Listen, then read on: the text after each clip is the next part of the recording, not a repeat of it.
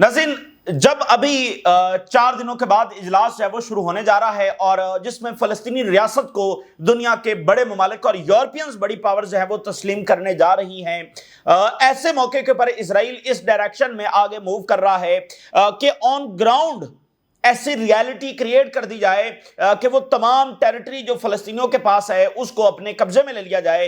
तो फिर फ़लस्तीनी रियासत बनेगी कहाँ पर? वहाँ यूनाइटेड नेशन तो वैसे भी एक डिबेटिंग क्लब बन चुका है। जैसे कि ओआईसी को आपने देखा, ओआईसी कभी भी किसी सॉलिड एक्शन के साथ कभी सामने आया ही नहीं है। ये फोरम जब से बना है इसने कोई भी काबिल कदर और सॉलिड इकदाम नहीं उठाया है। इस मौके पर जब बहुत ज्यादा जरूरत थी तो ये फोरम जो है वो सिर्फ एक डिबेटिंग क्लब ही साबित हुआ है। तो इसी तरह यूनाइटेड नेशन भी एक डिबेटिंग क्लब फिलहाल तो बना हुआ है। तो उसमें जो रिकग्निशन होगी, अगर ऑन ग्राउंड कोई टेरिटरी ही नहीं है तो फिर फ़लस्तीनी रियासत बनेगी कहां पर? ये इसराइल का कॉन्सेप्ट है जिस डायरेक्शन में वो आगे मूव कर रहा है। और एक दरमियान में बारीक बात यह भी है कि जब वो कहते हैं कि हम रिकग्नाइज करते हैं फ़लस्तीनी रियासत को, तो फ़लस्तीनी रियासत कहां पर बनेगी? वो मिसाल के तौर पे अगर मिस्र के लैंड के ऊपर, जॉर्डन के लैंड के ऊपर या सीरिया में जो लैंड उन्होंने ऑक्यूपाई की हुई है वहां पर बना देते हैं तो वो भी तो है तो फ़लस्तीनी रियासत ही। तो वो क्लियर बाउंड्रीज नहीं बता रहे हैं। ये जो इजराइल के बड़े इत्तेहादी मुल्क हैं जो कह रहे हैं कि हम रिकॉग्नाइज करेंगे, उसमें वो कैटेगोरिकली ये नहीं थोड़ा सा डंडी मारने की कोशिश कर रहे हैं जिसके पीछे बहुत बड़ी सोच है। क्लियर बाउंड्रीज नहीं है तो इसका मतलब तो वो कहीं भी बन सकती है फ़लस्तीनी रियासत अगर बनानी पड़ी तो ये बहुत सारे उनके मंसूबे जो है वो जारी हैं। तो इस डायरेक्शन में इजराइल जो है वो मूव कर रहा है। तो ये एक बहुत बड़ा चैलेंज है रीजन के लिए भी, क्योंकि अगर फ़लस्तीनी वहां पर डिस्प्लेस होते हैं तो ये पढ़ी लिखी और सीधी बात है कि ये अफोर्डेबल नहीं है इनके लिए। फ़लस्तीनी रियासत आज तक नहीं बनी, लेकिन वो कहते हैं कि बनेगी। और लोग क्यों मान लेते हैं कि बनेगी? क्योंकि फ़लस्तीनी एज अ नेशन वहां पर मौजूद है और एक टेरिटरी उनके पास है वेस्ट बैंक और गजा की सूरत में। जब ये दोनों नहीं रहेंगे तो फिर ये किस मुंह से कहेंगे फ़लस्तीनी रियासत बनेगी? और जब ये डिस्प्लेस होकर इनके मुल्कों की तरफ आएंगे तो उसके बाद क्या होगा? और कतर पर हमला इस बात का सबूत था कि वो फ़लस्तीनियों को डिस्प्लेस करने जा रहे हैं। उनको किसी कॉन्सिक्वेंसेस की कोई फिक्र नहीं है। जिसने लड़ना है वो सीधा होकर आ जाए मैदान में और लड़ ले हमसे। तो ये रीजन के लिए चैलेंज है और ये पूरी दुनिया के लिए चैलेंज है कि एक एंटिटी अगर इस तरह से सोच रही है तो वो तो ग्लोबल सिक्योरिटी थ्रेट है। और दूसरी बात यह है कि ये कभी ऐसा तारीख में नहीं हुआ कि पूरी दुनिया बेबस हो गई हो। और जंगें होती हैं लेकिन ऐसा नहीं है कि रोजाना 50 लोग शहीद हो रहे हैं, 70 लोग शहीद हो रहे हैं, रोजाना हो रहे हैं। सिस्टमेटिकली उनको डिस्ट्रॉय किया जा रहा है। रोजाना की रियल टाइम इंफॉर्मेशन हमारे पास आ रही है कि वहां पर क्या हो रहा है, फिर भी होता चला जा रहा है। और डिफेंसलेस पीपल को जो है वो वहां पर मारा जा रहा है। मेजॉरिटी जो है वो औरतें और बच्चे हैं। तो ये तो कभी भी नहीं हुआ है, ठीक है ना। इसलिए ये एक ऐसा जुल्म यहां पर हुआ है जिसका फॉल आउट बड़ा खौफनाक होने वाला है। यूरोप अब ये कह रहा है कि हम सैंक्शंस लगाने जा रहे हैं। बड़े लेवल के ऊपर यूरोप ने अनाउंस किया है कि वो सैंक्शंस जो है वो लगाने जा रहे हैं। और आगे से इजराइल ने यूरोपियंस को धमकी लगाई है कि अगर तुमने सैंक्शंस लगाई तो फिर हम तुम्हारे साथ ये करेंगे वो करेंगे।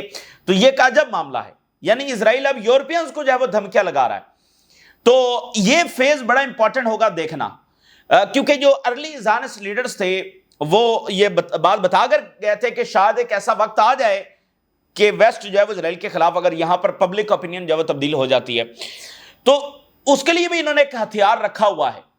और वो ये है कि जैसे ये सोसाइटीज में उनकी गवर्नमेंट्स में, उनके इंस्टीट्यूशंस में जैसे पेनिट्रेट किए हुए हैं, तो इस ताकत को इन्होंने आज तक उस अंदाज में इस्तेमाल नहीं किया क्योंकि यूरोप कभी इनके खिलाफ आया नहीं है। तो इसलिए अब ये धमकियां लगा रहे हैं। तो अब ये वो वेपन इस्तेमाल करेंगे जो अब से पहले इन्होंने नहीं किया। अब वो किस अंदाज में करते हैं और ये यूरोप को ज़ेर करेंगे या यूरोप इनको ज़ेर करेगा। अभी तक तो यूरोप ने कोई मीनिंगफुल एक्शन नहीं लिया है। और जो भी वो एक्शन के नाम के ऊपर जो भी इकदामात करते हैं वो इस अंदाज में किए जाते हैं और इस चीज़ का ख्याल रख कर किए जाते हैं कि इजराइल को कोई ऐसा सीरियस डैमेज ना हो कि उसका ये जो अग्रेशन जारी है उसमें कोई रुकावट आ जाए। अभी तक के उनके सारे इकदामात इसी नौयत के हैं। और जब वो कहते हैं कि कतर पर हमला हुआ, अच्छा हमें अच्छा तो नहीं लगा लेकिन हम इजराइल के साथ हैं, तो यही तो वो चीज़ है कि जो इजराइल को अलाउ करती है कि वो जो चाहे मर्जी कर ले, क्योंकि वेस्ट तो उसके साथ है ही है। حزب اللہ کے سیکرٹری جنرل کی میں ایک سٹیٹمنٹ آپ کے سامنے رکھتا ہوں، ابھی تھوڑی دیر پہلے جاری ہوئی ہے.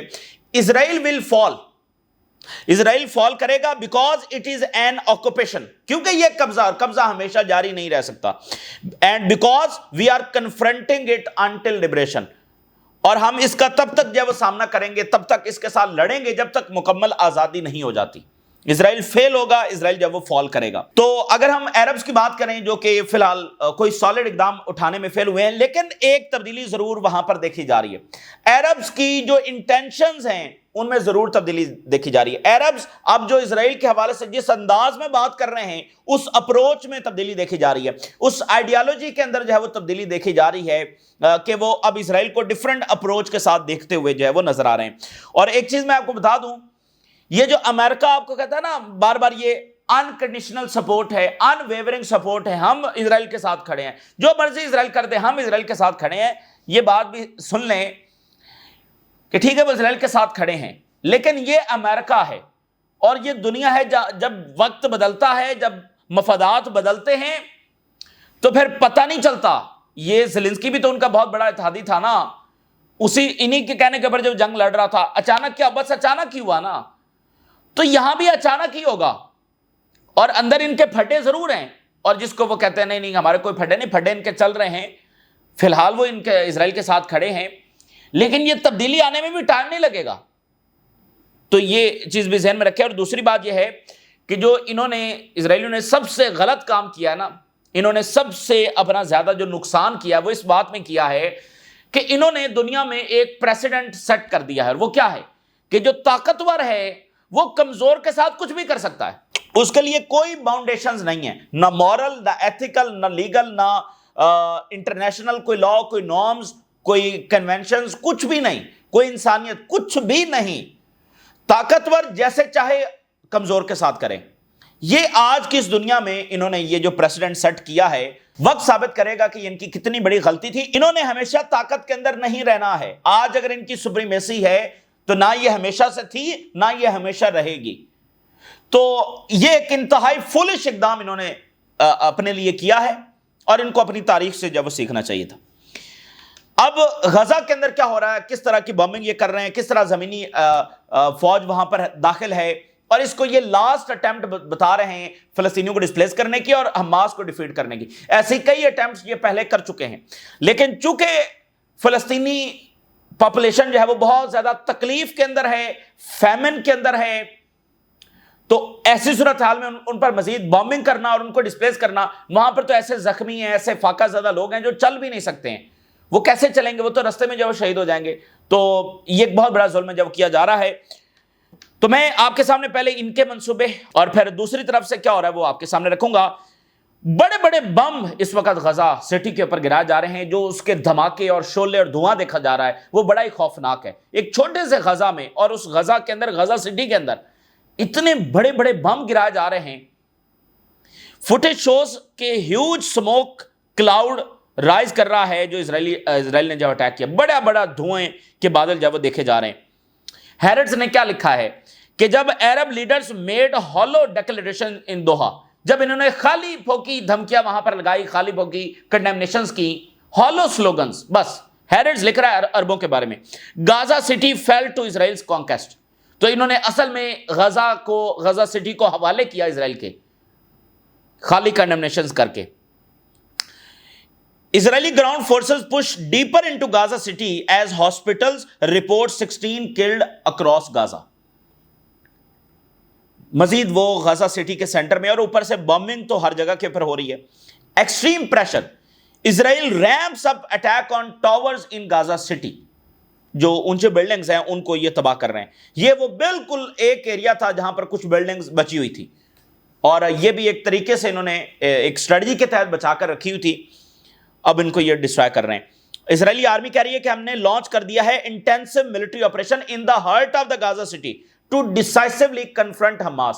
یعنی اس کا مطلب ابھی بھی حماس ان سے ہاری نہیں ہے.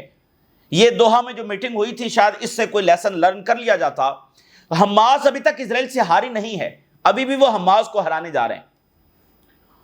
ابھی خبریں آئیں گی آگے سے جو حماس ان کا سامنا کرے گی، لیکن انہوں نے بہت بڑی فوج غزہ سٹی کے اندر اتار دیا اور ہوا سے اور سمندر سے حملے جو وہ ہو رہے ہیں اور بڑی تعداد کے ٹینکس وہاں پر داخل ہیں۔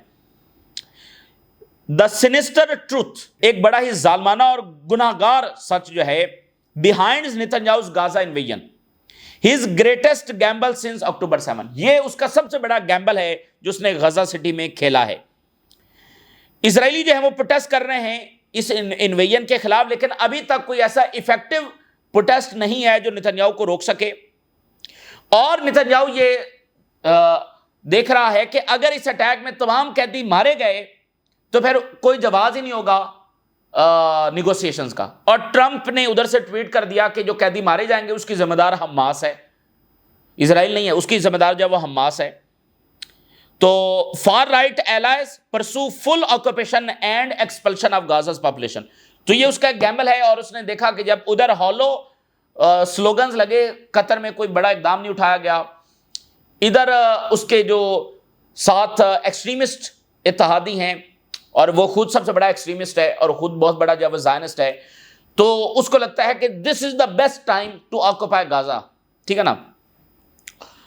اب دیکھیے ہیرڈز نے پھر لکھا ہے Netanyahu made mockery of Trump in Qatar and paid no price for it, اس نے موکری کی، اصل میں تو یہ ٹرمپ کی جو ہے وہ نا اس کو ایکسپلائٹ بھی کیا، لیکن اس نے کوئی پرائز پے نہیں کی۔ قطر پر حملہ کیا، کوئی پرائز نہیں پے کی، وہاں پر لوگ مارے گئے، کوئی پرائز پے نہیں کی۔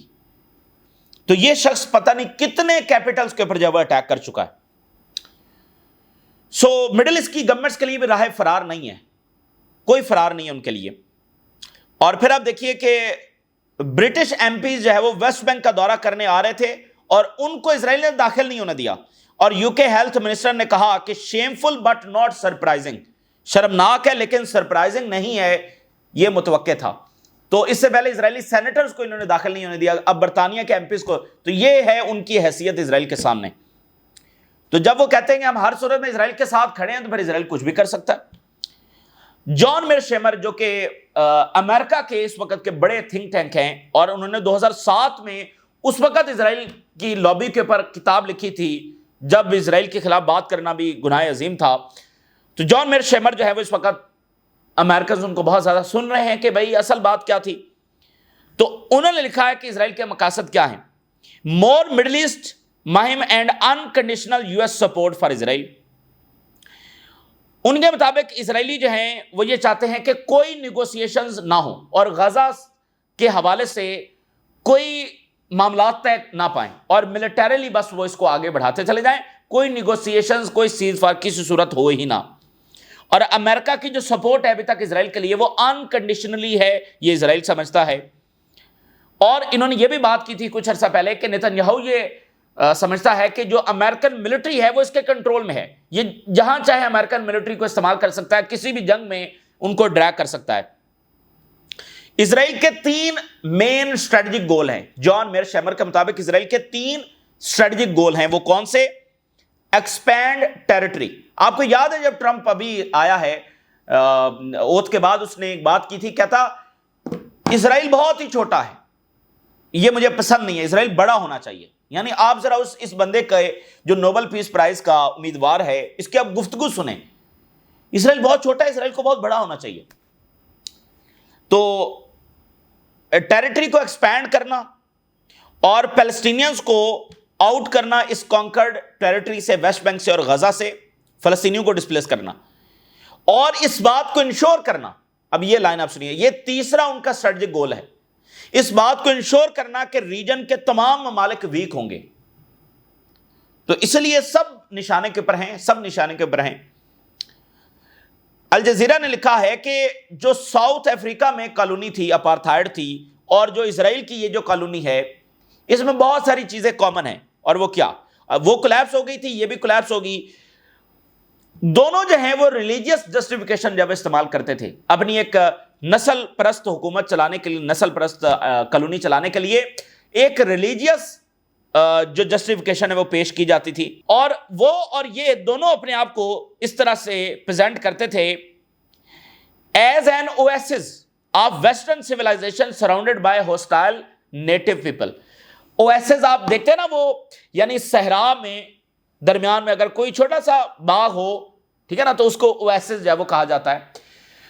تو یہ دونوں وہ بھی اپنے آپ کو ایسے پریزنٹ کرتے تھے کہ ہمارے ارد گرد جو ہے وہ بہت ہی ہاسٹائل نیشنز ہیں، بہت ہی یہ سب جو ہے وہ برے لوگ ہیں اور ہمارے دشمن ہیں، اور جان بوجھ کر دشمنی یہ ہمارے ساتھ کرتے ہیں اور ہم وکٹم ہیں، اور ہم اس برے لوگوں کے درمیان ویسٹرن سیولائزیشن کے ڈیفینڈر ہیں.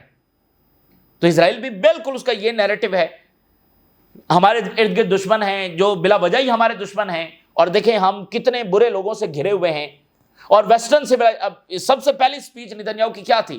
یہ باربیرینزم اور ویسٹرن سیولائزیشن کے درمیان جنگ ہے، اور انہوں نے کہا تھا کہ ان باربیرین اور ویسٹ کے درمیان ہم دیوار ہیں. تو یہ وہ نیریٹو ہے. تو ادھر اجلاس ہونے جا رہا ہے، منڈے سے شروع ہوگا. تو وہاں کی ایک بڑی آرگنائزیشن ہے جو انہی کے مذہب کے لوگوں کی ہے، Thousands of Israelis back Palestinian state and to Gaza war. تو انہوں نے کہا کہ ہم تو اس کو جو ہے وہ سپورٹ کرتے ہیں، فلسطینی ریاست بننی چاہیے، اور فلسطینی ریاست اسرائیل کے لیے کوئی خطرہ نہیں ہے، بلکہ یہی بہترین مستقبل ہے سب کے لیے، وگرنہ اسرائیل یہ اس کی سیکیورٹی کے لیے اچھا نہیں ہے جو کچھ وہ کر رہا ہے. ادھر جارڈن میں ملاقات ہو گئی ہے، اور regional issues Gaza crisis discussed during Jordan and Qatar meeting in Amman. تو یہ ملاقات وہاں پر ہوئی ہے، اسٹریٹجک لیول کا یہ جو دورہ ہے وہ کیا گیا. ٹائم جو ہے نا، مطلب وہ خاموش بیٹھ نہیں سکتے ہیں، انہوں نے کچھ نہیں کیا، بات تو وہیں کی وہیں ہے، اصل ایشو تو وہیں کا وہیں ہے. تو تیزی کے ساتھ اب مزید واقعات ہوں گے. یورپ کہہ رہا ہے کہ ہم سینکشنز لگانے جا رہے ہیں. یورپین جو کمیشن ہے انہوں نے پرپوز کر دیا ہے کہ ٹریڈ کربز سینکشنز یہ اسرائیل کے اوپر لگائی جائیں. European leader propose sanctions suspending trade benefits with Israel over horrific daily events in Gaza. اور یورپی یونین پرپوز کہ سینکشنز آن اسرائیل جو ہے وہ لگنی چاہیے، سسپینڈ کرنا چاہیے ٹریڈ بینیفٹس کو، اور ٹارگٹنگ فار رائٹ منسٹر. اور اس میں وہ یہ بتا رہے ہیں کہ 37% جو ٹریڈ ہے وہ کم کی جائے گی، جس سے $50 بلین کا جو حجم ہے وہ کم ہو جائے گا.